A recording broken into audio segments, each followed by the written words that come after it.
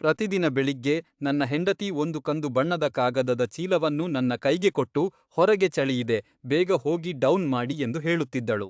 ನಂತರ ಅವಳು ಬಾತ್ರೂಂಗೆ ಹೋಗಿ ಬಾಗಿಲನ್ನು ಜೋರಾಗಿ ಗೊಂದಳು. ಮೊದಮೊದಲು ಇದು ಒಂದು ತಮಾಷೆ ಎಂದು ನಾನು ಭಾವಿಸಿದ್ದೆ. ಅವಳಿಗೆ ತಮಾಷೆ ಮಾಡುವುದು ಎಂದರೆ ತುಂಬಾ ಇಷ್ಟ ಮತ್ತು ಇತ್ತೀಚೆಗೆ ಅವಳು ಇಂಟರ್ನೆಟ್ನ ಕೆಲವು ವಿಚಿತ್ರ ಹಾಸ್ಯಗಳ ಕಡೆಗೆ ಆಕರ್ಷಿತಳಾಗಿದ್ದಳು. ಆದರೆ ದಿನಗಳು ಕಳೆದಂತೆ ವಿಷಯವು ಗಂಭೀರವಾಯಿತು. ಅವಳು ನನ್ನೊಂದಿಗೆ ಮಾತನಾಡುವುದನ್ನು ನಿಲ್ಲಿಸಿದಳು. ನಾನು ಅವಳನ್ನು ಹುಚ್ಚು ಮಾಡುತ್ತಿದ್ದೇನೆ ಎಂದು ಅವಳು ತನ್ನ ತಾಯಿಗೆ ಹೇಳಿದಳು.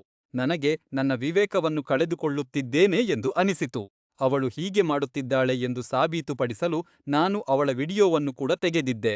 ಆದರೆ ನಾನು ಆ ವಿಡಿಯೋವನ್ನು ನೋಡಿದಾಗ ಅವಳು ಕೇವಲ ನಗುತ್ತಾ ಅದನ್ನು ಕ್ಯೂಟ್ ಎಂದು ಕರೆದಳು. ನಂತರ ಅವಳು ಮಾಯವಾದಳು. ನಾನು ಗಾಬರಿಯಿಂದ ಉತ್ತರಗಳ ಹುಡುಕಾಟದಲ್ಲಿ ಅವಳ ಪೋಷಕರ ಮನೆಗೆ ಕಾರಿನಲ್ಲಿ ಹೋದೆ. ನಾನು ಅಲ್ಲಿಗೆ ತಲುಪಿದಾಗ ನನ್ನ ಮಾವ ಭಯ ಮತ್ತು ಕನಿಕರ ಮಿಶ್ರಿತ ದೃಷ್ಟಿಯಿಂದ ನನ್ನನ್ನು ನೋಡಿದರು.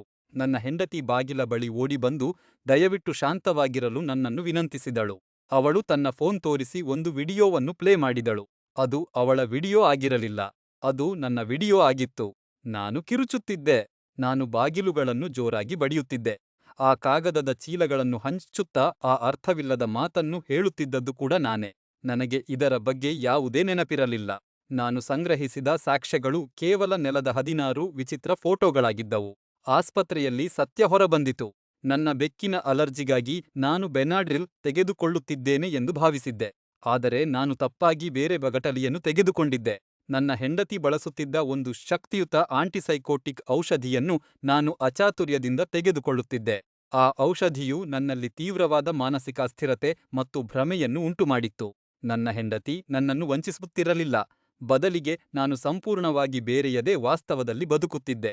ಆ ನಂತರದ ಕೆಲವು ವಾರಗಳನ್ನು ನಾನು ಮನೋಚಿಕಿತ್ಸಾ ವಾರ್ಡ್ನಲ್ಲಿ ಕಳೆದಿದ್ದೆ.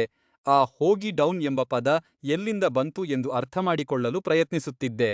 ನಾನು ಈಗ ಗುಣಮುಖನಾಗುತ್ತಿದ್ದೇನೆ, ಆದರೆ ನಾನು ಇನ್ನು ಮುಂದೆ ಕಂದು ಬಣ್ಣದ ಕಾಗದದ ಚೀಲಗಳನ್ನು ಎಂದಿಗೂ ಮೊದಲಿನಂತೆ ನೋಡಲಾರೆ.